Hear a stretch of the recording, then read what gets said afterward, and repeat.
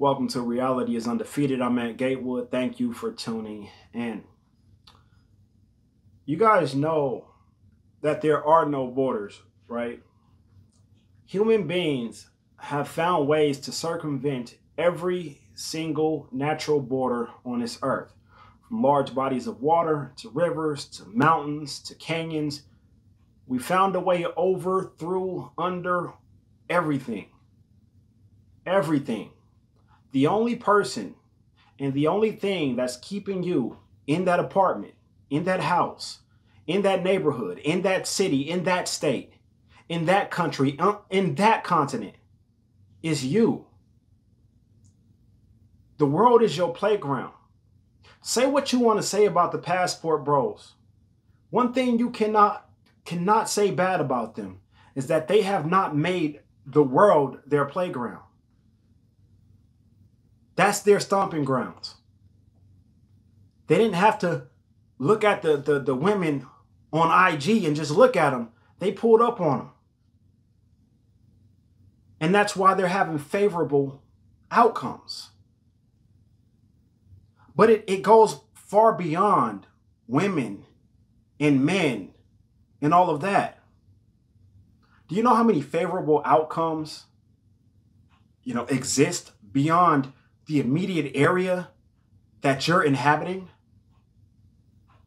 Do you know that you might be able to save a lot of money if you moved out of that downtown place and went to a place that's rural?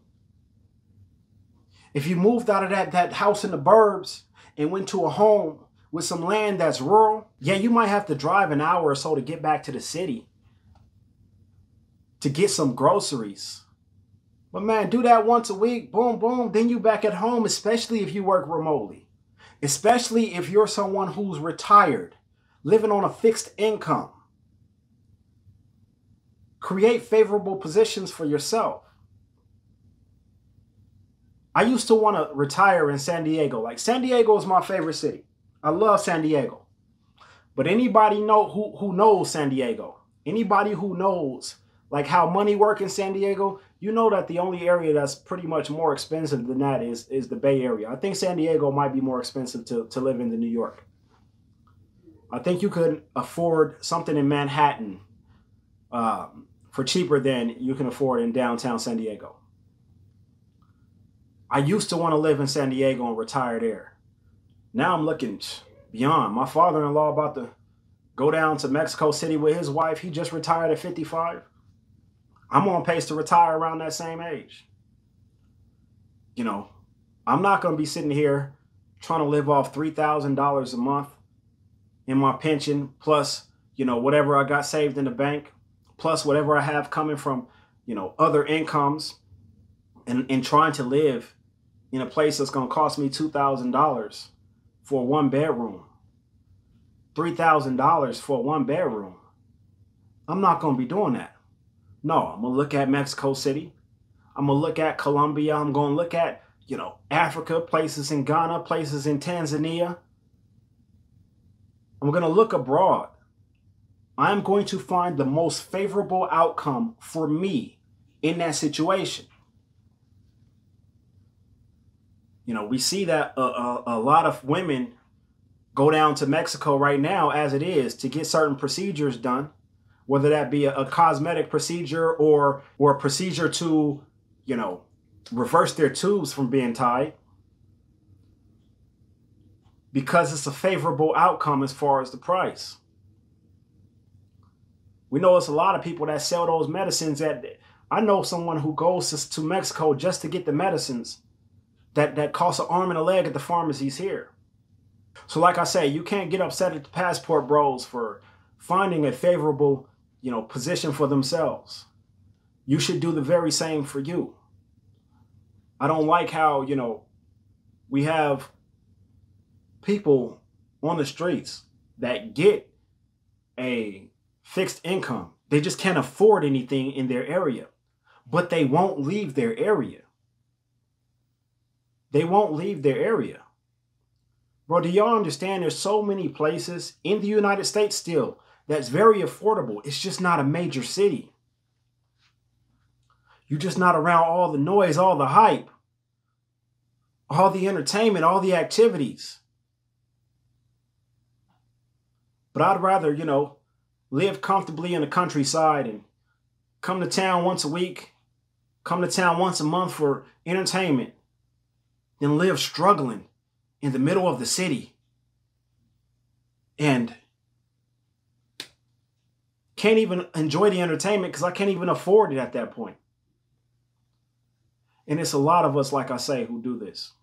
I encourage every last one of you who may feel like you're struggling, and you know if you're struggling. You don't have to put it out there to the world, but you know if you were just able to pay rent barely this month. You know if you just squeak by with that car note this month. You know, if you got that notice, that red letters on that envelope about your power about to be turned off. You know if you got that. I encourage every last one of y'all to get on the same phone that you guys are looking at me at with. Go on at Google. Start looking up areas. First, start looking up areas outside of the area that you live in.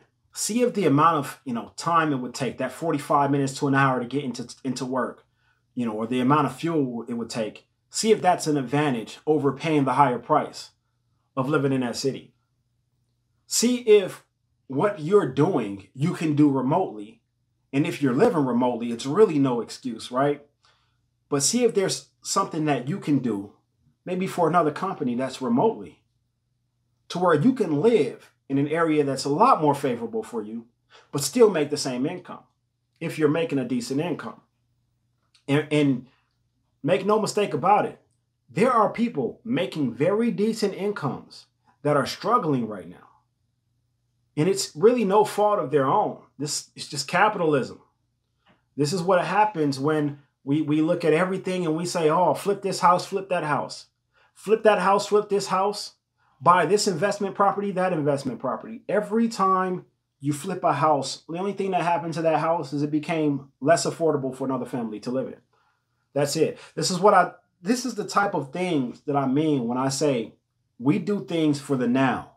We don't ever look at it about, how it's going to affect us in the future. This is why we had the crash in 2008, because a lot of people signed those adjustable rate mortgages. Oh yeah, they were paying $800 a month for the first 2 years. They had the home of their dreams. They made that decision for the now. When that home price went to $2,400 a month on them 2008 pay wages, woo, my goodness, they couldn't afford that no more. When that rate got adjusted, they couldn't afford that no more. What happened? I know here in North Las Vegas, we were number one in the country for foreclosures. We had the number one foreclosure rate in the country. That's what happened. And it's happening right now again. I know in Las Vegas, Nevada, you see homes that used to be $200,000 that are going for $450,000 right now. Nothing about the home changed. In fact, for a lot of these homes, they aren't in better positions than they were 10 years ago. The only thing that changed is the market and the amount of greed that everyone in the market has to get more and more money, more and more dollars for the property that they own. And hey, how can you blame them? If you grew up in America, this is capitalism. This country is a business. Damn near every move you make has to be a business decision. We're just going to call it what it is. If you are out here moving without making business decisions, without taking, those type of decisions into account, then you're moving wrong. If we're just being honest. You have people that have been staying in the same place, renting them out, staying in the same exact apartment for the last 5-6 years. I guarantee 5 years ago, they paid a lot less for that place than what they pay today. And the only reason why they're still in that place, the only reason is because they can't afford to go put a new down payment down, a new security deposit down, or anything like that. They can't afford the moving expenses to go to some place that might be a little bit more favorable for them. And I mean a little, might save $100 or $200 a month. But it might be a $3,000 deposit to get into that place.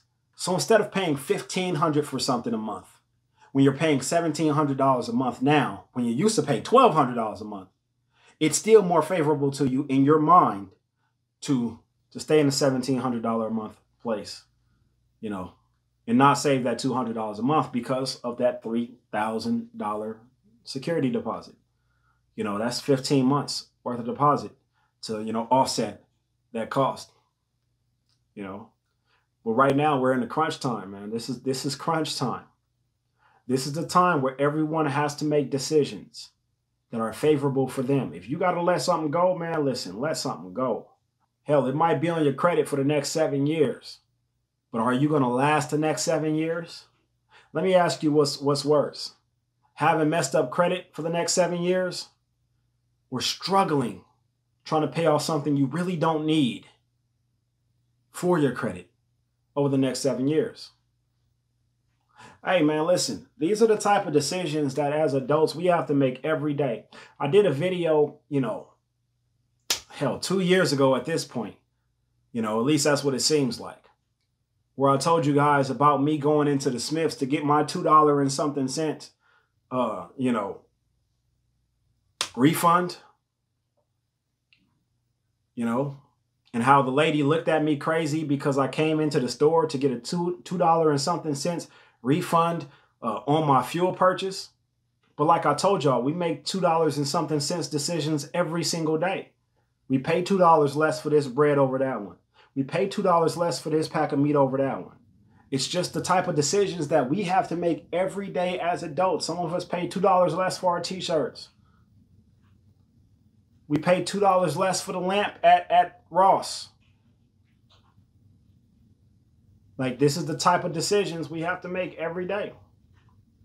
And the people that will survive are the people that are going to make the right decision when those tough decisions come about. Anyhow, man, I know I kind of got off, man, just talking right now at this point, man, which I love to do. I love to just, you know, see what comes to mind once I start a conversation and go off of that, man. But I'm going to let y'all enjoy y'all day. You already know what to do. Hit that like, hit that subscribe for more content like this. Hit that like for sure. You know, I'm trying to get in the algorithm to where my message reaches a lot more people than it has reached in the past. So that's why I've been dropping a lot more consistently, you know, because I really don't have the desire to talk as much as I've been on camera talking, to be honest with you. Naturally, I don't have that desire. But I know that this page isn't going to go anywhere if I don't put in the work for it to go somewhere. All right. So anyhow.